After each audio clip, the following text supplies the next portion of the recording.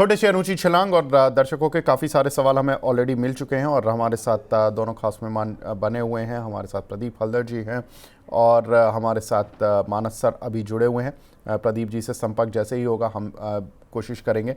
आजकल थोड़ा सा बारिश का सीज़न चल रहा है, इसकी वजह से संपर्क आजकल ऊपर नीचे हो रहे हैं। मानस सर, अगर हम देखें तो जो सवाल मिला है हमें अनिल कुमार पटेल जी का मिला है ऊनो मिंडा। सर 1200 की बाइंग है, ये पूछ रहे हैं कि टारगेट प्राइस और स्टॉप लॉस बता दीजिए प्लीज। तो देखिए 1200 पे आपने पोजीशन बना रखी है और अगर आप थोड़ा सा लंबा समय दे सकते हैं तो 10 डे मूविंग एवरेज पे आपको स्टॉप लॉस लगाना, उसके नीचे स्टॉप लॉस लगाइए। 1230 के नीचे स्टॉप लॉस लगा के पोजीशन को होल्ड करना चाहिए।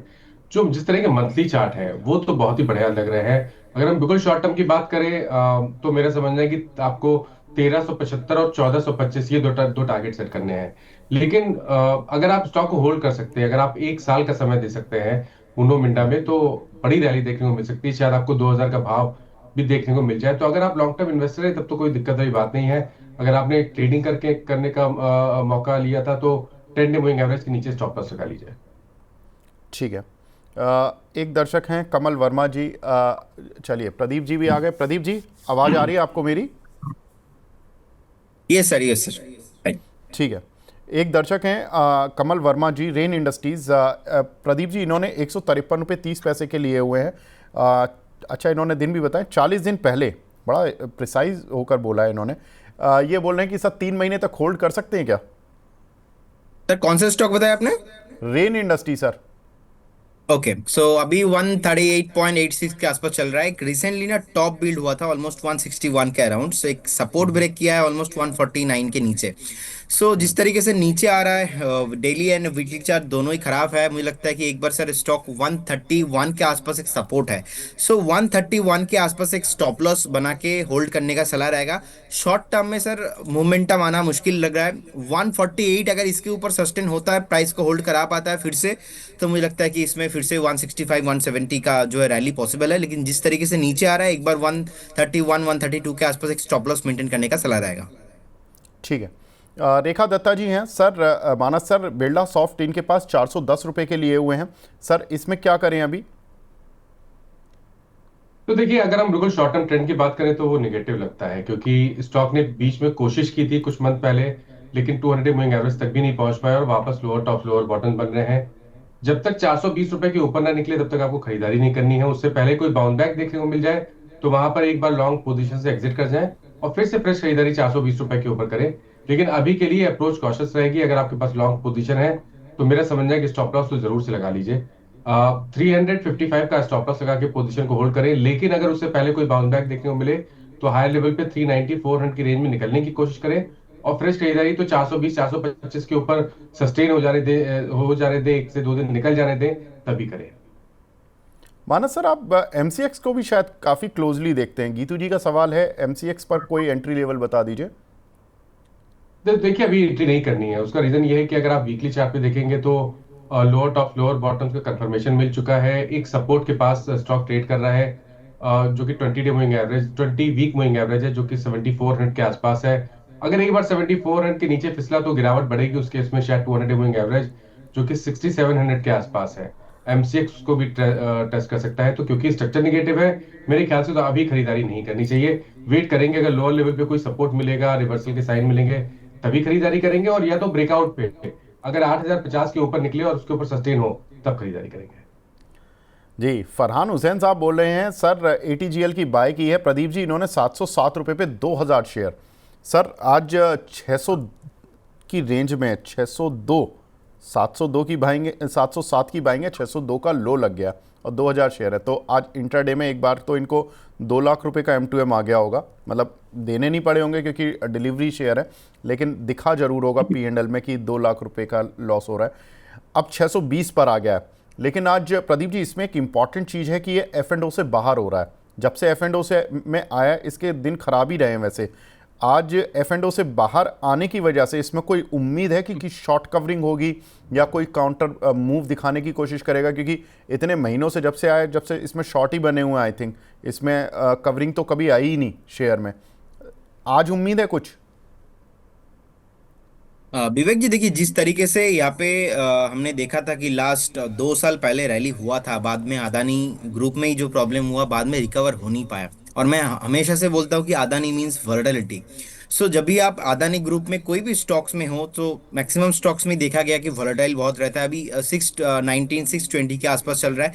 मेरे ख्याल से एक स्टॉप लॉस आप मेंटेन कीजिए 585 के अराउंड। सो 585 के अराउंड स्टॉप लॉस मेंटेन कीजिए, बने रहने का ही सलाह होगा। अभी तो चार्ट में ना ही अप साइड ना ही ज्यादा डाउन साइड मैं देख पा रहा हूँ। बेसिकली एक टाइम करेक्शंस में चल रहा है। मैं हमेशा बोलता हूँ कि एक बार कोई भी स्टॉक्स में टाइम करेक्शंस होता है एंड प्राइस करेक्शंस होता है, टू टाइप्स ऑफ करेक्शंस। तो यहाँ पे ऑलरेडी मुझे लगता है कि प्राइस करेक्शंस हो चुका है, टाइम करेक्शन वाला गेम अभी चल रहा है। So it will take 1 to 2 months maximum. अगर एक बार 650 को फिर से ऊपर सस्टेन होता है 650 के ऊपर, तो आपका बाइंग प्राइस भी आते हुए दिखेंगे, 750 भी आपको आते हुए दिखेंगे। लेकिन 650 के ऊपर क्रॉस करना बहुत इंपॉर्टेंट है। फिलहाल 585 के आसपास एक स्टॉप लॉस मेंटेन करके होल्ड करने का सलाह रहेगा। ठीक है, तो सर 585 का एक स्टॉप लॉस डालकर इसको मेंटेन करें आप अभी पोजीशन को, क्योंकि आपको ऑलरेडी काफ़ी लॉस है, तो अभी होल्ड कर कर चलें। लेकिन मैं मानस सर इसके शेयर के बारे में एक चीज़ और बताता हूँ। थोड़ा फंडामेंटल है, लेकिन इस पर आप टेक्निकल व्यू आप भी दे दीजिए सर, क्योंकि कंपनी ने हाल में रिलायंस के साथ टाई अप किए थे कि उनके पेट्रोल पंप पर इनके गैस स्टेशन चलेंगे, और कंपनी ईवी में भी आई कि ईवी चार्जिंग स्टेशन भी बना रही है। Company already city gas distribution में है। 4000 का शेयर गया था टूटकर, जब हिंडनबर्ग की रिपोर्ट आई तो 600 रुपये की रेंज में आया, और आज तक 600 रुपये की रेंज पर ही चल रहा है। बाकी सारे अदानी शेयर अपनी अपनी उस रेंज को कब का तोड़ चुके हैं, यही एक शेयर है जो कि फंसा हुआ है कुछ। लेकिन इसके साथ एक जो खराब चीज़ है वो ये भी कहा जाता है कि जितनी बाकी सिटी गैस डिस्ट्रीब्यूशन कंपनी है, चाहे एमजीएल, आईजीएल, गुजरात गैस, उन तीनों की जितनी वैल्यूएशन बनती है उतनी टोटल मार्केट कैप पर ये शेयर आज भी चलता है। क्या करें सर एटीजीएल पर, आपका लॉन्गर टर्म व्यू? तो देखिए, एक चीज दिखती है चार्ट्स पे कि 2023 में भी और 2025 की स्टार्टिंग में स्टॉक ने 500 रुपए के आंकड़े को ब्रेक नहीं किया। उसके आसपास सपोर्ट जरूर देखने को मिला है, लेकिन उसका मतलब ये नहीं है कि आपको स्टॉक में एक लॉन्ग पोजीशन बनानी है। लॉन्ग पोजीशन बनाने के लिए कोई रिवर्सल के साइन देखना जरूरी है। और आप किसी भी चार्ट पे देखें, चाहे डेली हो, वीकली हो, मंथली हो, किसी भी चार्ट पे कोई भी रिवर्सल के साइन नहीं है। मेरा समझना है कि जो सबसे पहले रिवर्सल का साइन मिलेगा, वो जो लेवल है वो 750 का है। अगर 750 के ऊपर निकलेगा तो ही आप यहाँ पर एक रिवर्सल ट्रेड ले सकते हैं। उससे पहले आपको यहाँ पर खरीदारी नहीं करनी चाहिए। अगर आपके पास लॉन्ग पोजीशन है तो आप बने रहिए, क्योंकि जैसे मैंने पहले बोला कि 500 एक बहुत ही अहम सपोर्ट है। तो 500 के नीचे स्टॉप लॉस लगा के पोजीशन को होल्ड कर सकते हैं, लेकिन फ्रेश खरीदारी की राय तो अभी तो नहीं रहेगी स्टॉक में। ठीक है, अगला सवाल हमें मिला है प्रीति सिंह जी का। मानस सर एनसीसी के इन्होंने 3000 शेयर लिए 80 रुपये के भाव के। ये पूछ रही हैं मार्गदर्शन दें। पहले तो प्रीति जी आपको मार्गदर्शन से पहले तो मैं बधाई देना चाहता हूं मैम, 211 रुपये चल रहा है, आपके पेशेंस को सलाम। 80 रुपये के शेयर को आपने 211 रुपये तक संभाल कर रखा। उसमें भी आपने नए हाइज भी, मतलब बड़े हाइज भी बनते हुए देखे होंगे एनसीसी के, और शेयर तो अब तो रिट्रेसमेंट के बाद चल रहा है 211। सर मानस सर क्या लग रहा है एनसीसी? तो देखिए, जिस जगह पे इन्होंने खरीदारी की वो लेवल तो बहुत ही बढ़िया था। 80 रुपए पे इन्होंने खरीदारी करी। मार्गदर्शन की जहां तक बात है, केवल एक चीज मैं मेंशन करूंगा कि कभी भी आपने पोजीशन बना रखी हो और आप लंबे समय के लिए बने रहना चाहते हैं, तो स्टॉप लॉस को हमेशा ऊपर की तरफ रिवाइज करते रहे। क्योंकि नहीं तो ये जिस तरह का केस हुआ कि आपने 80 रुपए पे लिया, 360 के आसपास का हाई बना और नीचे आपने 180 रुपए के लेवल्स भी देखे। तो अगर आपने स्टॉप लॉस रिवाइज किया होता, केवल इतना बेसिक सा आपका एक सिस्टम बना लीजिए कि जो मंथली लो होगा एक मंथ पहले का, वहां पर आप स्टॉप लॉस रिवाइज कर लेंगे, तो कम से कम आप ऊपर ही एक बार निकल गए होते। करीब 300 रुपए के आसपास आप निकल गए होते। तो इसीलिए ये ध्यान रखिए कि आपने लॉन्ग टर्म के लिए भी पोजीशन बना रखी है, तो थोड़ा सा अवेयर रहिए स्टॉक के बारे में। जहां पर अंडर परफॉर्मेंस जब देखने को मिल जाए आपको कि मार्केट चल रहा है और आपको आपके स्टॉक में उस तरह की तेजी देखने को नहीं मिल रही है, या तो वहां पर रिवर्सल दिख रहा है, आपको लोअर टॉप लोअर बॉटम दिखने लगे, तो वहां पर एक बार निकल जाए तो बेहतर रहेगा। तो बेहतर स्ट्रेटेजी है कि हमेशा स्टॉप लॉस को ऊपर की तरफ रिवाइज करते रहिए। अभी के लिए ट्रेंड की बात करें तो ट्रेंड थोड़ा सा शॉर्ट टर्म चार्ट्स पे नेगेटिव लगता है। जब तक 20 डे मूविंग एवरेज के ऊपर ना निकले, 200 डे मूविंग एवरेज के ऊपर ना निकले, 250 का आंकड़ा ब्रेक ना हो, तब तक अप्रोच कॉशियस रहेगी। आपके पास लॉन्ग पोजीशन है तो इस बार स्टॉप लॉस जरूर से आपको लगाना है। अब तो स्टॉप लॉस अगर आपको लगाना है तो चॉइस एक ही है, जो रिसेंट लो बना था उसके नीचे ही आपको स्टॉप लॉस लगाना पड़ेगा, एक 165 के नीचे। बट अगर ऊपर की तरफ 240 250 का आंकड़ा ब्रेक हो गया तब तो आपको वापस 300 320 के भाव स्टॉक दिखा देगा। ठीक है। अगला सवाल हमें मिला है डेली लाइफ के नाम से एक आईडी बना हुआ है जमुना ऑटो। प्रदीप भाई ये बताएं, ये इसमें फ्रेश एंट्री कर सकते हैं क्या? ये ऑटो स्टॉक्स काफ़ी अच्छा चले हैं, तो जिनके नाम के पीछे ऑटो लगा हुआ है लोग थोड़ा सा उनसे प्रभावित हो रहे हैं। जमुना ऑटो में आपकी राय सर? सर मैं ओवरऑल पॉजिटिव ही हूँ और मुझे लगता है कि एक बार 93 का एक स्टॉप लॉस जो है मेंटेन करना चाहिए। रिसेंटली हमने देखा था कि 109 110 के आसपास गया था, 110 के आसपास। तो वहाँ से थोड़ा बहुत जो है एक सेलिंग प्रेशर देखने को मिला। 99 के आसपास एक सपोर्ट लेके फिर से स्टॉक ऊपर जाने के लिए रेडी हो रहा है। आज का डे हाई भी ऑलमोस्ट 103 103 104 के आसपास ही है। सो शॉर्ट टाइम में यहाँ पे मोमेंटम तो चार्ट में सही लग रहा है, डेली चार्ट में एंड वीकली चार्ट में 93 के एक स्टॉप लॉस मेंटेन करे। 125 130 के आसपास आने का हाईली पॉसिबिलिटीज लग रहा है। और जिस तरीके से हमने देखा कि जीएसटी कटिंग के न्यूज़ की वजह से auto sectors and Maruti and others जितने भी सेक्टर्स है, ये एक मोमेंटम देखने को मिला है। सो मुझे लगता है कि इसका इफेक्ट भी आने वाला दिनों में दिखाई दे सकता है। और वॉल्यूम बहुत ज़्यादा आया है लास्ट एक हफ्ते में। तो एक बार जो है 110 अगर ये क्रॉस हो जाता है तो 125 130 इज कमिंग सून इस काउंटर पे। ठीक है। रीना जी का सवाल है सर, स्वान एनर्जी एवरेज कर सकते हैं क्या मानस सर? 520 रुपए की इनकी बाइंग है। तो देखिए, स्वान एनर्जी की जहां तक बात है, अभी खरीदारी ना करें। बेस बनाने की कोशिश हो रही है। पिछले करीब अगर आप 5-6 मंथ देखें तो स्टॉक 375 और 400 के आसपास सपोर्ट ले रहा है। बीच में अटेम्प्ट हुआ था 200 मूविंग एवरेज के ऊपर निकलने के लिए, लेकिन वहां पर फिर से सेलिंग प्रेशर देखने को मिला।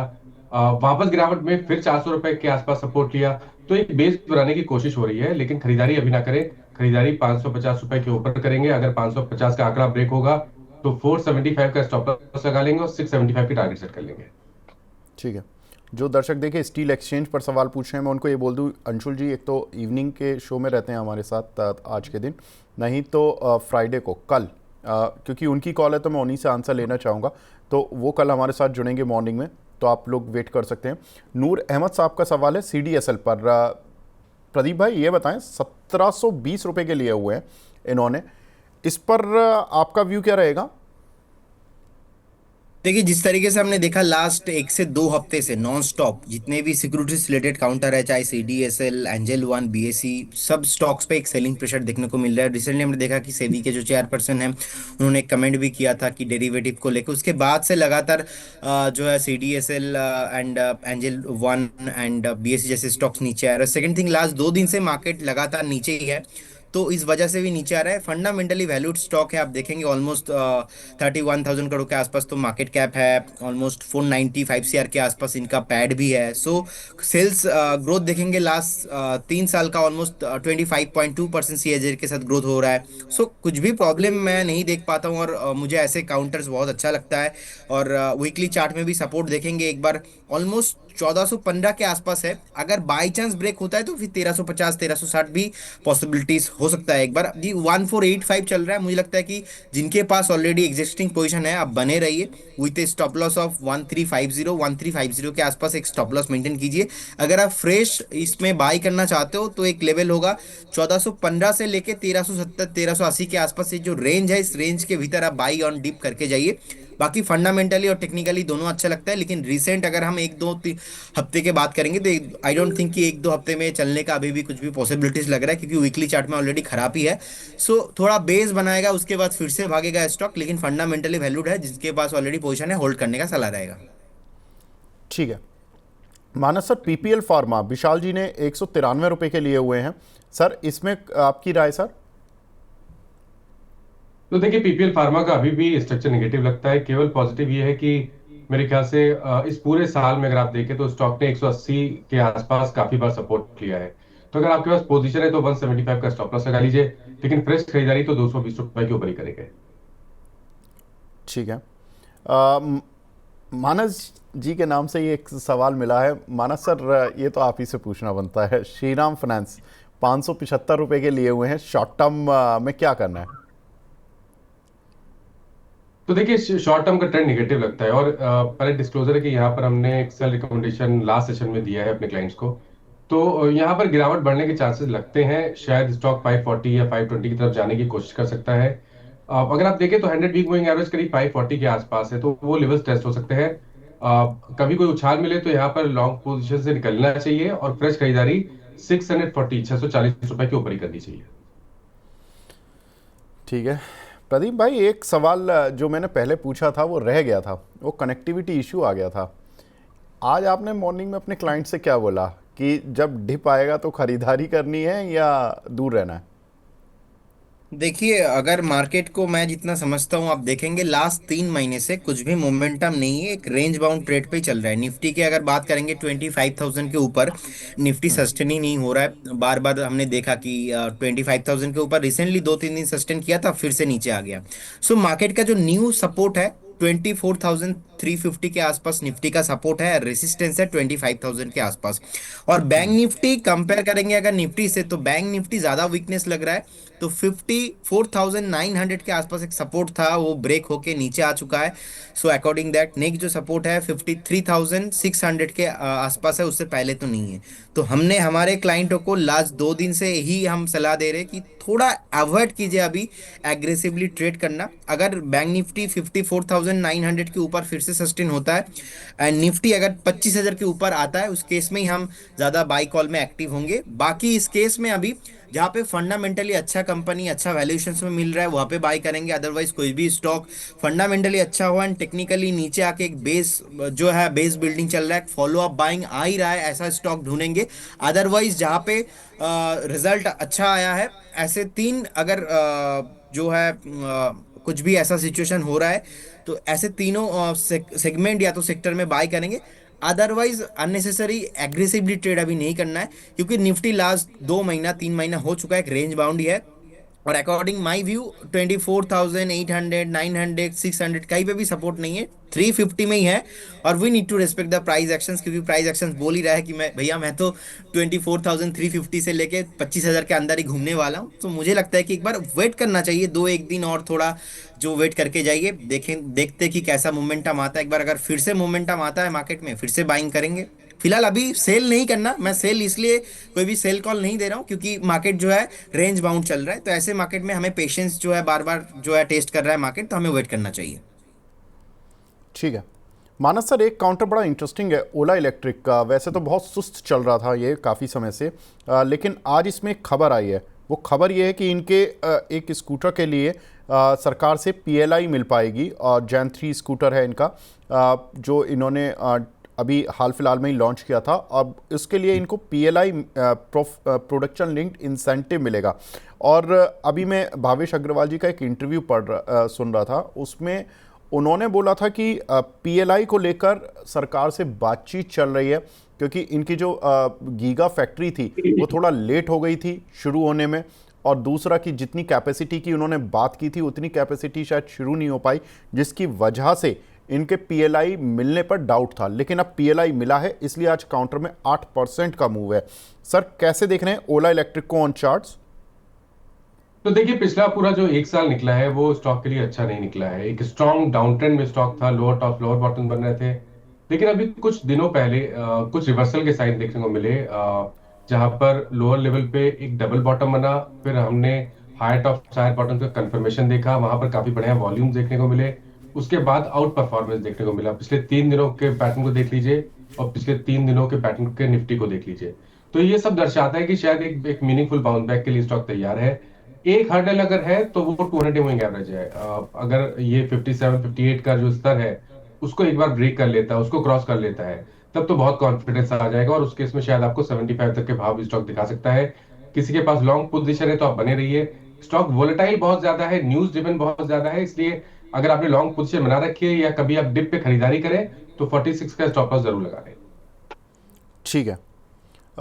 करीब इस कंपनी को के शेयर को 8 एनालिस्ट इंडिया में ट्रैक करते हैं as per the Bloomberg data, और उनमें से सभी का जो एवरेज एक कंसेंसस प्राइस आता है, जो एवरेज प्राइस आता है टारगेट का, वो कल की क्लोजिंग से करीब 11% ऊपर का है, और काउंटर 8% ऑलरेडी ऊपर आ चुका है। तो ये थोड़ा सा नज़र बनाकर रखें। हालांकि इस खबर के बाद क्या कोई अपग्रेड्स आते हैं या नहीं आते हैं वो अलग की चीज़ है, ये कल तक का डेटा है। तो ये बहुत इंपॉर्टेंट हो जाता है, क्योंकि जब किसी कंपनी पर कोई बड़ी खबर आती है तो जनरली उसको ब्रोकरेज हाउस एनालिस्ट कॉल के ज़रिए बातचीत करते हैं मैनेजमेंट से और फिर अपने नया व्यू बनाते हैं, तो जनरली रिपोर्ट नई भी आती है। लेकिन ये कल तक का व्यू है कि 11% अपसाइड का इसमें पोटेंशियल है। आगे बढ़ते हैं। अगला काउंटर है बजाज ऑटो, यमन अग्रवाल जी का। ये पूछ रहे हैं कि सर ऑल टाइम हाई कब तक आएगा? प्रदीप सर, कोई उम्मीद? सर चार्ट में तो अच्छा ही लग रहा है, और रिसेंटली हमने देखा था कि लास्ट ईयर ही ऑलमोस्ट दिसंबर नवंबर के आसपास से जिस तरीके से 10,482 के आसपास से स्टॉक नीचे गिरा था, बेस बिल्डिंग हो चुका है, फॉलो अप बाइंग भी आ रहा है, 8,737 के आसपास अभी चल रहा है। एक रेसिस्टेंस है ऑलमोस्ट 9,240 के अराउंड। सो इसमें पहला टारगेट होना चाहिए 9,200 के आसपास। अगर 9,200 को फिर से एक बार ब्रेक करता है और सस्टेन होता है, तो उस केस में आपको 10,000 के ऊपर भी बहुत जल्दी आते हुए दिखेंगे। जिनके पास ऑलरेडी पोजीशन है 8,250 के आसपास एक स्टॉप लॉस मेंटेन कीजिए। अगर आपका ट्रेडिंग व्यू है, अगर इन्वेस्टमेंट व्यू है, तो 7,850 के आसपास एक स्टॉप लॉस होगा। तो ट्रेडिंग एंड इन्वेस्टिंग दोनों के लिए अलग अलग स्टॉप लॉस होल्ड करने का सलाह रहेगा। फंडामेंटली मुझे काउंटर भी अच्छा लगता है, और जिस तरीके से अभी ऑटो काउंटर भाग रहा है, मुझे लगता है कि बहुत जल्दी ये 10,000 एंड 10,000 के ऊपर भी जाने वाला है। तो होल्ड करने का सलाह रहेगा। करंट जोन से चाहो तो आप बाय करके भी जा सकते हो। ठीक है। पेटीएम बाय कर सकते हैं क्या आज? पूनम अग्रवाल जी पूछी हैं मानस सर। तो देखिए, पेटीएम में पोजीशन तो बिल्कुल बना सकते हैं, लेकिन अगर आपके पास टाइम फ्रेम ज्यादा है, शॉर्ट टर्म के लिए ऑलरेडी एक मूव देखने को मिला है। ऐसा हो सकता है कि एक छोटा मोटा करेक्शन देखने को मिल जाए, शायद आपको 1225 जहां पर 10 डे मूविंग एवरेज है, या तो 20 डे मूविंग एवरेज जो कि 1175 है, उसके पास आते हुए देखने को मिले स्टॉक।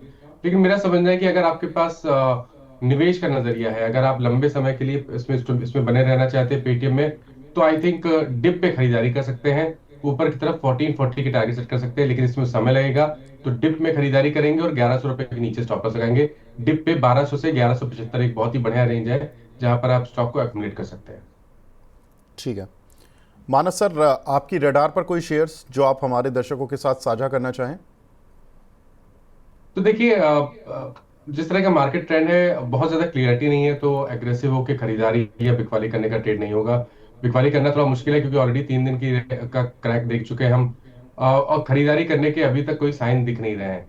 स्टॉक स्पेसिफिक जाए तो एक स्टॉक ऐसा है जो मैं चाहूंगा कि आप बिल्कुल देख सकते हैं, और इसने यहाँ पर अंडर आउट परफॉर्मेंस देखने को मिल रही है, और वो शेयर है नायका का। नायका में एक ब्रेकआउट देखने को मिला था 3 दिन पहले। वो फ्लैग पैटर्न का ब्रेकआउट था, जिसके टारगेट 255 के आसपास के आते हैं। एक पोजीशन ट्रेड ले सकते हैं करंट लेवल्स पे, आप नायका में खरीदारी करिए। 224.90 के नीचे स्टॉप लॉस लगा लीजिए, पोजीशन ट्रेड लेना है, और 255 रुपए के टारगेट सेट करना है। 224.90 का यही बताया ना सर आपने स्टॉप लॉस? जी 224.9। 224 रुपए ना। जी बिल्कुल। बिल्कुल, तो 224.90 का स्टॉप लॉस लेके इस काउंटर पर आप पोजिशनल ट्रेड कर सकते हैं, और 255 रुपये का एक टारगेट लेकर चलना है। स्टॉप लॉस 224.90 कर दीजिए प्लीज़, ये 220 रुपये नहीं है, 224.90 का स्टॉप लॉस है। तो ये जो स्टॉप लॉस की रेंज है 224.90, टू बी वेरी प्रिसाइज 90 पैसे भी ऐड होने चाहिए, क्योंकि टेक्निकल लेवल जो होते हैं वो थोड़ा सा ध्यान देने वाले होते हैं। तो 224.90 आप बिल्कुल ठीक है। 224.90 का स्टॉप लॉस, 255 का टारगेट, और 233 रुपये इस समय काउंटर चल रहा है। तो यहाँ पर आप पोजीशन बना सकते हैं कुछ दिन के लिए। तो काउंटर में मूव चल रहा है, तो ये आपको करीब करीब यहाँ से 10% रिटर्न दिलवा देगा, और स्टॉप लॉस आपको लेकर चलना है हार्डली 4% का। ठीक है मानस सर, रिस्क रिवॉर्ड ठीक है। मानस सर, आप हमारे साथ आए, जुड़े सर, बहुत बहुत शुक्रिया हमसे जुड़ने के लिए, अपना कीमती समय देने के लिए। Thank you so much sir. Pradeep ji, आज क्या बात, आज बड़े सुस्त लग रहे हैं, रचित जी को मिस कर रहे हैं क्या? नहीं सर, ऐसा मिस तो उनको ऑलवेज करता ही हूँ। बाकी उन्होंने फोन किया था कल परसों, बताया था कि कोलकाता आने वाला है। अब अनफॉर्चुनेटली वो जब कोलकाता आने वाले, अब मैं अब दिल्ली आने वाला हूँ 4 तारीख को, 4-5 तारीख को फिर से। तो अच्छा, वही है। तो मुलाकात नहीं हो पा रही है मतलब? हाँ, चल, वो एडजस्ट टाइम नहीं हो पाएगा फिलहाल। उन्होंने बताया कि बहुत दिन वो रहेंगे यहाँ पे, क्योंकि उनका ऑफिस कोलकाता में ही है। तो एक बार मीट करेंगे, और दिल्ली आ रहा हूँ, अगर टाइम मिला तो डेफिनेटली आपसे भी मिलेंगे। बिल्कुल बिल्कुल आइए, आपका स्वागत है, बिल्कुल आइए। पिछली बार तो आपकी तबीयत ख़राब हो गई थी, तो मैंने भी ज़्यादा नहीं पूछा, और फिर मेरी भी खुद की तबीयत ख़राब हो गई थी, तो मैं खुद बीमार था, तो 2 बीमार क्या ही मिलेंगे, तो वो सिचुएशन आ गई थी। तो आगे बढ़ते हैं। हर्षित मंगल जी का सवाल है, सुब्रोस 890 की बाइंग है, इसके स्टॉप लॉस और टारगेट क्या रखें? देखिए अभी 82 के आसपास अराउंड चल रहा है और मुझे लगता है कि यहाँ पे एक बेस रिसेंटली बिल्ड हुआ है 805 806 के आसपास। सो 806 आपका एक स्टॉप लॉस मेंटेन कीजिए, बने रहिए।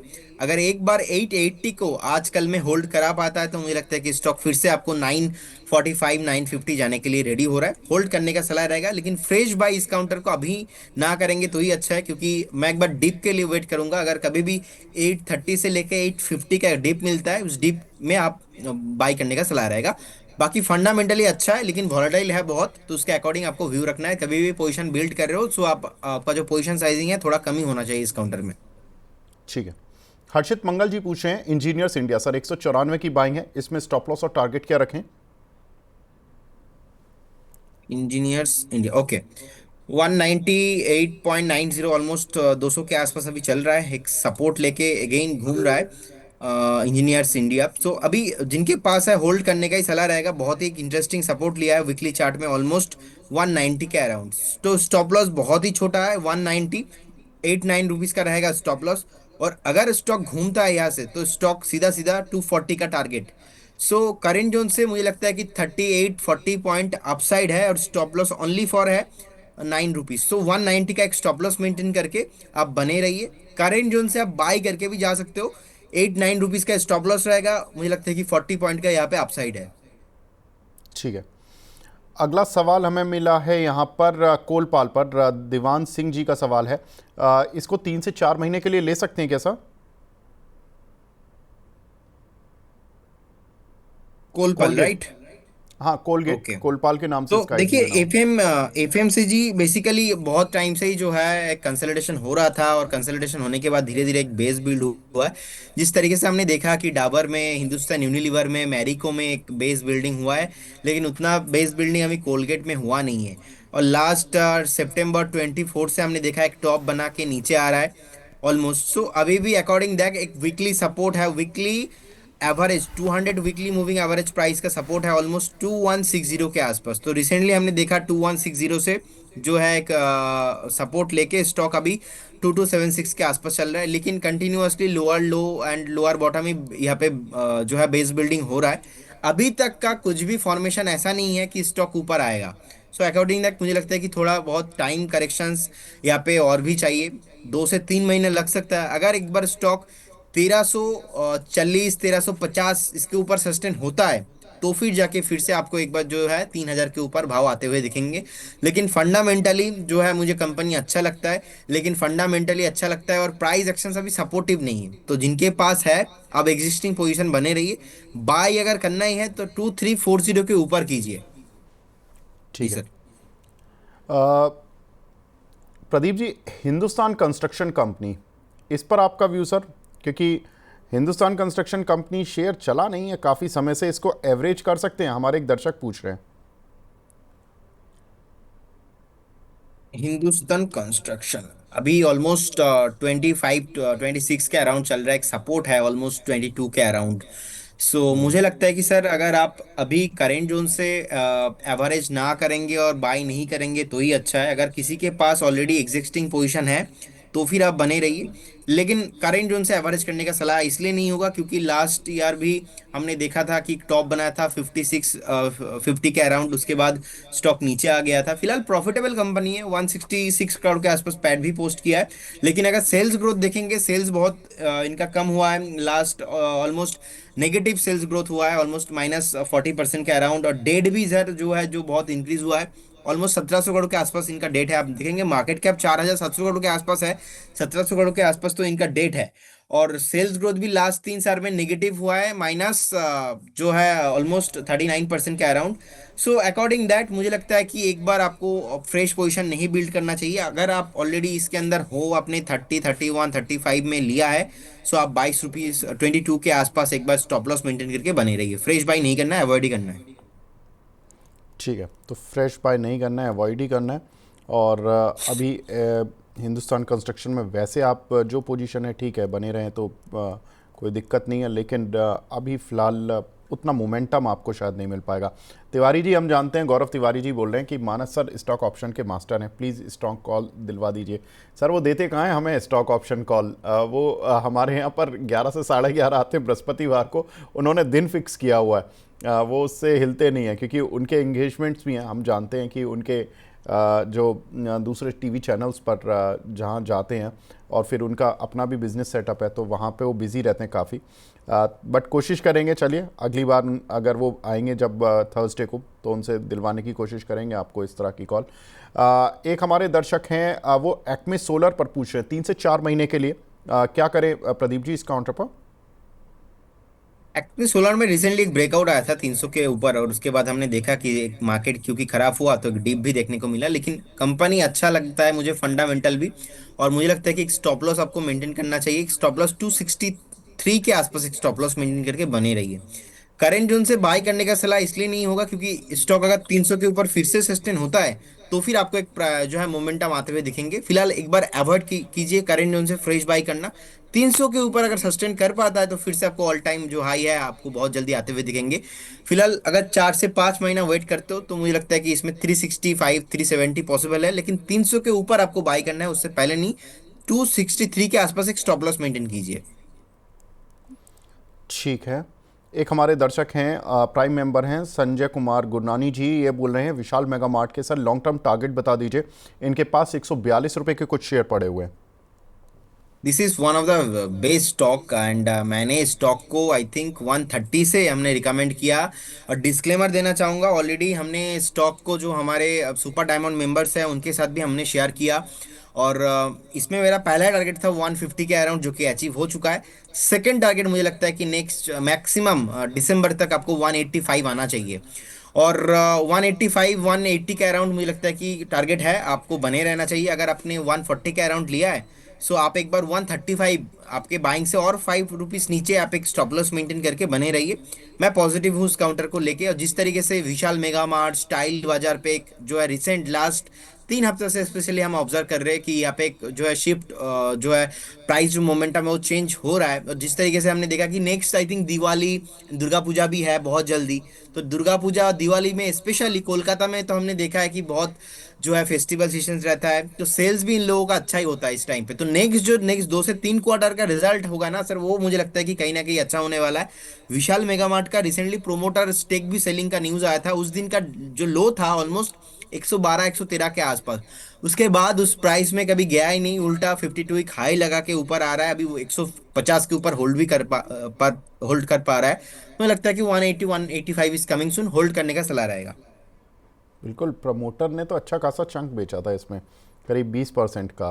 और मतलब ये तो एक बड़ी बात थी क्योंकि आईपीओ लाने के बाद अगर प्रमोटर को ये वैल्यूएशन मिल जाए और उन्होंने अपना खुद एग्जिट मारा थोड़ा सा, मतलब अभी भी मेजॉरिटी स्टेक है, 54.22% उनके पास स्टेक है, लेकिन बात ये है कि प्रमोटर ने निकले और उसके बावजूद भी काउंटर चलता रहा। दैट मीन्स कि कहीं ना कहीं एक बड़े इन्वेस्टर्स जो घुसे उनके लिए या तो उन्होंने ये एंट्री सर दे मेरा दिया मेरा कि सर पॉजिटिव व्यू यही है। हमने स्पेशली ऑब्जर्व किया है बहुत सारे स्टॉक्स ऐसा होता है कि प्रोमोटर एग्जिट के बाद एक नेगेटिव न्यूज आता है कि कंपनी का जो प्रोमोटर है वो खुद एग्जिट कर रहा है। लेकिन विशाल मेगा मार्ट के साथ उल्टा हुआ। जिस दिन प्रोमोटर सेलिंग का न्यूज आ रहा था, आई थिंक कुछ कोई भी बड़े इन्वेस्टर इसके अंदर आया है। 112-13 का एक डीप था, उसके बाद से लगातार स्टॉक चल रहा है। तो पोटेंशियल है काउंटर पे, फंडामेंटल भी अच्छा है। और प्रोमोटर ने भी रिसेंटली आई थिंक 4 से 5% के आसपास ही स्टेक बेचा था, ज्यादा नहीं। तो मेजोरिटी ऑफ होल्डिंग प्रोमोटर के पास ही अभी है। तो जिस तरीके से स्टॉक चल रहा है 180 185 मुझे लग रहा है कि कमिंग सून। प्रमोटर सेलिंग, देखिए ज़रूरी नहीं है कि प्रमोटर सेलिंग नेगेटिव ही होती है। कई बार अच्छे इन्वेस्टर्स अगर कंपनी को मिल रहे हो तो अगर प्रमोटर अपना स्टेक बेच भी रहा है तो एक अच्छे स्मार्ट इन्वेस्टर जब कंपनी के साथ घुसते हैं, प्रमोटर के साथ घुसते हैं, तो वो भी 10 तरह की जब एनालिस्ट मीट होती है या उन लोगों की मीट होती है तो उसमें वो अपने आइडियाज़ शेयर करते हैं, तो उससे भी प्रमोटर को काफ़ी मदद मिलती है। तो हमने अपनी लाइफ टाइम में कई सारे इस तरह के प्रमोटर देखे हैं जिन्होंने अपने स्टेक का थोड़ा सा बलिदान दिया है। वो कहते हैं कि हम देना नहीं चाहते थे, बेचना नहीं चाहते थे, हम बहुत रिजिड थे अपना स्टेक बेचने के लिए, लेकिन हमें बेचना पड़ा क्योंकि अच्छे सेट ऑफ इन्वेस्टर आ रहे थे जिनसे कि हमें बहुत कुछ सीखने को मिलता है। ग्लोबल फ्रंट पे आप 50 चीज़ें जानते हो और वो आपसे जिस तरह के सवाल पूछते हैं उस तरह के कई बार प्रमोटर ने उस विज़न के साथ सोचा भी नहीं होता, वो विज़न उनको मिल जाता है, उस पर काम करने का मौका मिल जाता है, जिसकी वजह से शेयर चल जाते हैं। सर आज प्रमोटर सेलिंग इंडिगो में भी हुई है, इसमें हमेशा बार बार जो प्रमोटर हैं वो अपना स्टेक थोड़ा सा घटाते जा रहे हैं। आज काउंटर पर थोड़ा सा प्रेशर भी है, गंगवाल साहब ने एक बार फिर थोड़ा सा अपना स्टेक कम किया। सर कैसे देख रहे हैं इंडिगो को? सर जिस तरीके से शॉर्ट टर्म व्यू तो मुझे थोड़ा नेगेटिव ही मैं हूँ शॉर्ट टर्म के लिए, मतलब नेक्स्ट 15 से 1 महीने के लिए। 5,790 के आसपास अभी चल रहा है, 5,790 रुपीज के आसपास चल रहा है। एक सपोर्ट है 5,585 के अराउंड। अगर 5,580 के 80 को होल्ड कर पाता है तो फिर से आपको एक बार यहाँ पे एक बेस बनता हुआ दिखेंगे, लेकिन जिस तरीके से अभी 5,800 के आसपास चल रहा है, यहाँ से भी थोड़ा बहुत मैं डाउन साइड एक्सपेक्ट कर रहा हूँ। लेकिन लॉन्ग टाइम फ्रेम में कुछ भी प्रॉब्लम तो सर अभी भी चार्ट में नहीं दिख रहा है। और ये जो आज का एक सेलिंग प्रेशर है, मार्केट एनवायरनमेंट भी ठीक नहीं है और प्रोमोटर सेलिंग भी थोड़ा बहुत जो हुआ है, तो बस ये न्यूज़ के चलते थोड़ा बहुत खराब हो रहा है। एक बार आप स्टॉप लॉस लगा के वेट कीजिए, 5,585 के आसपास एक स्टॉप लॉस मेंटेन कीजिए, बने रहिए। जिनके पास है होल्ड करने का सलाह रहेगा, और फ्रेश अगर कोई भी बाय करना चाहते हो तो एक बार वेट कीजिए। अगर यहाँ से 100 पॉइंट 150 पॉइंट नीचे आता है उस केस में बाई ऑन डिप करने का सलाह रहेगा इस काउंटर को। ठीक है। खेमकरण इसरार जी का सवाल मिला है सुपर चैट पर, डूडला डेयरी सर इसमें क्या करें? सर बेसिकली करंट अभी प्राइस चल रहा है 1,376 के आसपास, और एक सपोर्ट है ऑलमोस्ट 1,215 के आसपास। तो 1,215 एक इन्वेस्टमेंट व्यू रखिए, 1,215 के आसपास एक सपोर्ट है। और रिसेंटली एक टॉप भी बनाया था ऑलमोस्ट 1,230 1,250 के आसपास। तो आई डोंट थिंक ये 1,215 के नीचे जाने वाला है। स्टॉप लॉस थोड़ा लंबा हो रहा है, लेकिन 1,215 1,220 के आसपास ही सपोर्ट है। जिनके पास होल्ड है ऑलरेडी, होल्ड करने का सलाह रहेगा। मुझे लगता है कि स्टॉक बहुत जल्दी आपको 1,500 का टारगेट कमिंग सुन है, 1,500 इज कमिंग सून। और प्रॉफिटेबल कंपनी है, 258 करोड़ के आसपास इनका पैड भी है। प्रॉफिट ग्रोथ भी ऑलमोस्ट CAGR 31% के आसपास ही है। एंड अच्छा लगता है मुझे काउंटर भी। और ऑलमोस्ट डोडला डेयरी का जो सेल्स ग्रोथ है वो भी बहुत बढ़िया है, सेल्स भी ग्रोथ बढ़िया है, प्रॉफिट भी अच्छा है। होल्ड करने का सलाह रहेगा। मुझे लगता है कि बहुत जल्दी ये 1,500 और ऑल टाइम हाई लगाने के लिए रेडी हो रहा है। तो ऑल टाइम हाई बहुत जल्दी आपको इस काउंटर पे आते हुए दिखेंगे। ठीक है, तो आपको जल्दी यहाँ पर नए हाइज बनते हुए दिखाई देंगे 1,500 रुपये तक के। तो यहाँ पर एक अच्छी खबर ये आपके लिए। एक हमारे दर्शक हैं संजीत कुमार जी, सनोफी इंडिया पर पूछ रहे हैं सर, 4950 रुपये के इन्होंने कुछ शेयर बाय किए हुए हैं करंट लेवल्स पर, क्या ये और बाय कर सकते हैं, पूछ रहे हैं। तो सानोपी पे रिसेंटली एक बेस बिल्डिंग हो रहा था, अभी भी वो कंफर्मेशन नहीं आया है। एक सपोर्ट है ऑलमोस्ट 4,970 के आसपास, 4,970 पे एक स्टॉप लॉस बनाइए। ऑलरेडी अगर आपने बाय किया है तो एवरेज करने का सलाह इसमें नहीं रहेगा, और फिर से बाय करने का सलाह इसमें नहीं होगा, क्योंकि जिस तरीके से हमने देखा कि 5,300 के ऊपर सस्टेन नहीं किया, तो 5,300 के ऊपर सस्टेन करना बहुत ही इंपॉर्टेंट है। बने रहिए एक बार। 5,300 से लेके 5,350 के ऊपर अगर क्लोजिंग मिलता है उस केस में आप थोड़ा एवरेज कीजिए, क्योंकि हम टेक्निकली ऐसे देखते हैं कि प्राइस को, कोई भी स्टॉक अगर ऊपर से नीचे आ रहा है मतलब कुछ ना कुछ जो है हो रहा है उसके अंदर। तो ऑलरेडी हमने देखा कि सनोफी के अंदर 2024 के आसपास जो टॉप बनाया था 9,000 9,500 के अराउंड, सो उसके बाद लगातार स्टॉक नीचे ही आ रहा है। एक सपोर्ट है, बाई चांस अगर इस सपोर्ट पे होल्ड नहीं कर पाता है, 4,900 को होल्ड नहीं कर पाता है, तो फिर से स्टॉक जो है आपको और भी डाउन साइड देखने को मिल सकता है। तो एक बार होल्ड करने का, वेट करने का सलाह रहेगा स्टॉक्स में। जी सर। एक हमारे जी एक हमारे दर्शक हैं, ये CGCL पर सवाल पूछ रहे हैं, कैप्टी ग्लोबल पर, शॉर्ट टर्म के लिए सर क्या करें, पुष्कर जी का सवाल है। देखिए ये जो काउंटर है स्पेशली बहुत बार 185 190 के आसपास आता है, फिर से स्टॉक नीचे हो जाता है।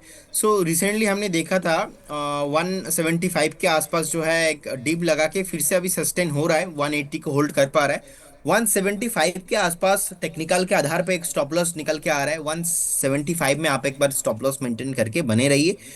ज्यादा वॉल्यूम नहीं आता, प्रॉब्लम सर वही है। हमने भी कॉल दिया था एक बार, आई थिंक आज से 2 महीना पहले, 1.5 महीना पहले, 185 के अराउंड। तो 2-4 दिन परफॉर्म नहीं किया, और मैं बार बार देख रहा हूँ इसमें वॉल्यूम नहीं आ रहा था, तो मैं 180 के अराउंड मैं बोला कि एग्जिट कर जाओ, और एग्जिट भी करा दिया। तो आज 2-3 महीना हो गया है, स्टॉक वही अपना 85 87 189 के आसपास चल रहा है। ये जो प्राइस मोमेंटम है, ऐसा ज्यादा वॉल्यूम इसमें नहीं आता, तो थोड़ा पेशेंस चाहिए, थोड़ा लंबा वाला पेशेंस चाहिए यहाँ पे। 175 के आसपास एक स्टॉप लॉस मेंटेन करके जिनके पास पोजीशन है बने रहिए, फ्रेश भाई थोड़ा अवॉइड करके जाइए, और भी अलग अलग अपॉर्चुनिटीज है उसमें निवेश कीजिए। अगला सवाल हमें मिला है यहाँ पर एनआईटी लिमिटेड पर, राकेश कुमार जी का है। ये बोल रहे हैं कि सर क्या कभी एनआईटी लिमिटेड जैसे शेयर भी चलते हैं या फिर ख़त्म होने की कगार पर हैं? सर एनआईटी लिमिटेड, आप अगर जानोगे कंपनी का इतिहास तो कितने सालों से चल रही है। पहले तो आप कंपनी को सोच लीजिए कि कंपनी चल रही है या नहीं चल रही है, उसके बाद शेयर की बात करेंगे। अब शेयर पे आता हूँ मैं।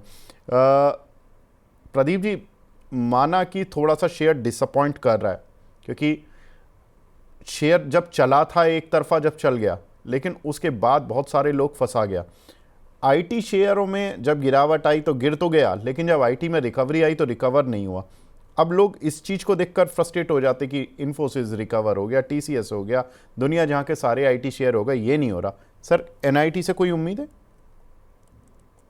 सर फंडामेंटली देखा जाए, लास्ट 3 साल का जो रिटर्न ऑन इक्विटी है नेगेटिव 2.69% के आसपास चल रहा है, और कंपनी ने ऑलरेडी एक पुअर सेल्स ग्रोथ डिलीवर किया है, ऑलमोस्ट -16.7% जो है नेगेटिव सेल्स ग्रोथ है ओवर द 5 ईयर से। 1 2 साल 3 साल का मैं बात नहीं बोल रहा हूँ, लास्ट ईयर ही हमने देखा था 2024 के आसपास ऑलमोस्ट एक टॉप बनाया था 655 के आसपास, तो लगातार वहां से नीचे आ रहा है। तो बहुत सारे लोग ना ऑलरेडी फंस चुका है। रिसेंटली हमने देखा कि एक बेस बिल्ड हुआ था 274 में, 274 से अगेन स्टॉक डबल हो गया था 424 के आसपास, क्योंकि लास्ट 5 साल से कंटिन्यूअसली जो है सेल्स ग्रोथ जो अच्छा नहीं आ रहा है। और एक टाइम पे, सही बोला सर आपने, एक टाइम पे स्टॉक चला बहुत है, हमने देखा कि लगातार 50 से स्टॉक ऑलमोस्ट 650 के आसपास हो गया था, ऑलमोस्ट आप मान लीजिए 10x के आसपास, उससे ज्यादा 11x के आसपास हो गया था।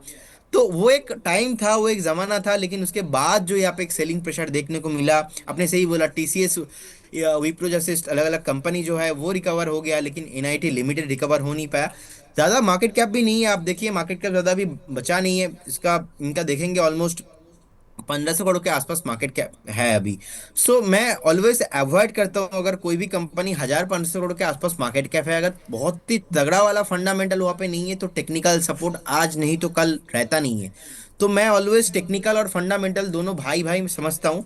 तो यहाँ पे जो समझ मैं पा रहा हूँ, फंडामेंटली थोड़ा खराब हुआ है और सपोर्ट नहीं कर रहा है। अगर कमिंग फ्यूचर में कुछ क्वार्टर्स का रिजल्ट अच्छा नहीं आएगा, सपोर्ट नहीं होगा फंडामेंटल, तो मुझे लगता है कि यहाँ पे जो है मोमेंटम आना थोड़ा मुश्किल है। फिलहाल अगर किसी के पास ऑलरेडी है, मान लीजिए आपने 400 500 या तो 300 पे बाय किया है, मैं बोलूंगा आप 82 के आसपास एक स्टॉप लॉस मेंटेन करके बने रहिए। फ्रेश बाय करने का अभी कोई जरूरत नहीं है इस काउंटर पे, क्योंकि नए क्वार्टरली रिजल्ट हमने देखा है कि अच्छा है। कमिंग 2 से 3 क्वार्टर देखना बहुत ही इंपॉर्टेंट रहेगा। और नई प्राइस अभी यहाँ पे जो है 150 के ऊपर, 160 के ऊपर होल्ड कर पा रहा है।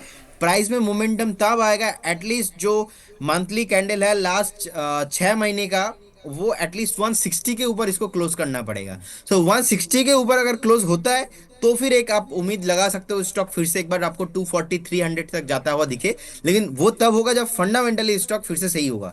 तो एक बार जी। फ्रेश अवॉइड करने का सलाह रहेगा, जिनके पास ऑलरेडी एग्जिस्टिंग पोजीशन है 82 83 के अराउंड एक स्टॉप लॉस मेंटेन करके बने रहिए इस काउंटर पे। एक और सवाल है बंसल वायर पर। अहमद साहब का सवाल है, 415 रुपए के लिए हुए हैं इन्होंने। सर इसमें अभी होल्ड करें या सेल? सर कंसोलिडेशन हो रहा है बेसिकली चार्ट में, और लगातार लोअर लो लगा रहा है, और लास्ट 4 हफ्ता ऑलमोस्ट 1 महीना हो चुका है कि 1 महीना, पहली बार 1 महीने का कैंडल खराब हुआ है, और वीकली में 4 हफ्ता ऑलरेडी खराब हो चुका है। एक सपोर्ट है ऑलमोस्ट 352 के आसपास, तो 350 को अगर होल्ड कर पाता है स्टॉक, यहाँ से फिर से थोड़ा आपको 1 2 हफ्ता टाइम लेके बेस बना के ऊपर आ जाएंगे। 350 को अगर बाई चांस होल्ड नहीं कर पाता है, तो फिर स्टॉक जो है अपना आईपीओ जो डे हाई लो है उसके नीचे जाने के लिए रेडी हो सकता है। तो एक बार फ्रेश बाई इस काउंटर पे अगेन नहीं करना, 350 का एक स्टॉप लॉस के साथ बने रहिए। ठीक है। हेमंत पाल जी का सवाल है, एमिके और फार्मा पर। सर 1470 के कुछ शेयर पड़े हुए हैं, क्या करें? कौन सा सर स्टॉक?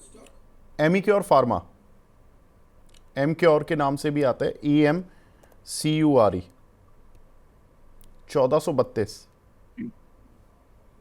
सर अभी आईपीओ हाई के बाद एक रेजिस्टेंस, मल्टीपल रेजिस्टेंस बिल्ड हुआ था ऑलमोस्ट 1525 से लेके 1530 के अराउंड। तो उसके बाद हमने देखा कि डिप लगा के गया 930 900 के आसपास। काउंटर मुझे अच्छा लग रहा है। जिनके पास है बने रहिए। ब्रेकआउट रिसेंटली चार्ट में नहीं आया है, लेकिन जिनके पास 1300 1200 1100 के आसपास बाइंग है, होल्ड करने का सलाह रहेगा विथ स्टॉप लॉस ऑफ 1240। 1240 के आसपास एक स्टॉप लॉस बना के आप होल्ड कीजिए। फ्रेश बाई करना है इस काउंटर पे 1520 के ऊपर। अभी 1420 1425 के आसपास चल रहा है। यहाँ से 100 पॉइंट ऊपर फ्रेश बाई करना है, अभी नहीं। बाकी जिनके पास है होल्ड करने का सलाह रहेगा, क्योंकि मल्टीपल रेसिस्टेंस है 1525 के आसपास। जी। अ, एक सवाल और सर, ये है रॉयल ऑर्किड होटल। एक हमारे दर्शक हैं सिद्धार्थ नाथ जी, इन्होंने 488 रुपये के लिए हुए हैं। इनकी खरीद से तो ऊपर ही चल रहा है सर। ये बोल रहे हैं कि लॉन्ग टर्म के लिए रख सकते हैं या नहीं। डेफिनेटली सर, स्टॉक में बहुत ही शानदार एक मोमेंटम आया, और जिस तरीके से एक ब्रेकआउट यहाँ पे आया है, मुझे लगता है कि स्टॉक नेक्स्ट 650 660 के आसपास जाने के लिए रेडी हो रहा है। 526 चल रहा है, एक स्टॉप लॉस मेंटेन कीजिए आप 480 के अराउंड। 480 एक स्टिकली स्टॉप लॉस होगा। पहला टारगेट होगा इसमें 585। डे हाई के आसपास है 585। मुझे लगता है कि आपको एक 1.5 महीने में आ जाएंगे। 6 8 महीने का व्यू है, तो 650 680 इज पॉसिबल। तो होल्ड करने का सलाह रहेगा। करेंट जोन से आप बाय करके भी जा सकते हो।